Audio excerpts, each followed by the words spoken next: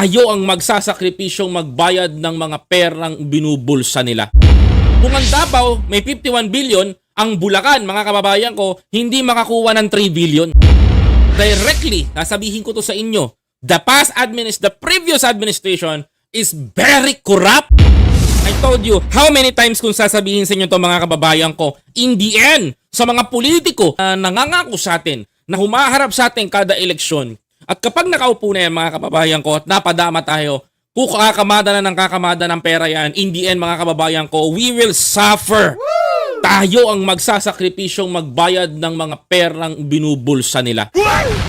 Let's give an example. Sino taga Davao dito? Sino dito mga subscriber kong taga Davao? Woo! Sa Davao ba, di na ba bumabaha? Because there is a 51 billion pesos na pondo ng First District para magpagawa nun. 51 billion, mga kababayan ko, for the First District. Tinalo pa yung nire-request ng Bulacan.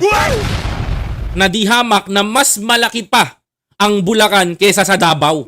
Kung ang Davao may 51 billion, ang Bulacan, mga kababayan ko, hindi makakuha ng 3 billion. What happened? Anyari sa pera ng taong bayan.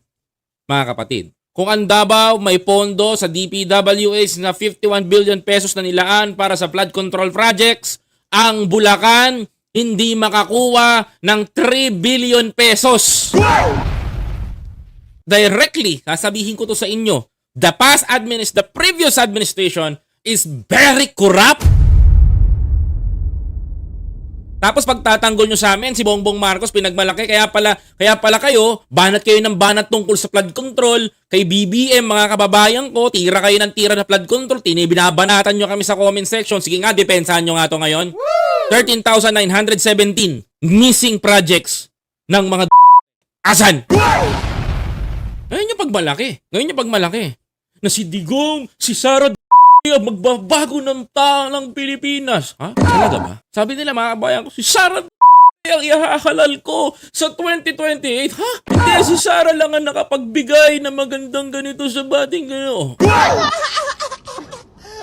Tatay nga eh. Laki ng dinekot sa flood control. Diba? Sabi nyo, magaling.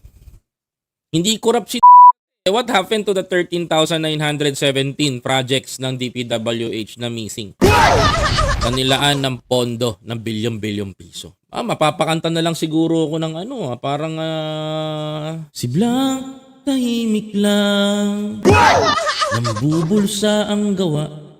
Tahimik sa mga tao. Si Blanc, tahimik lang.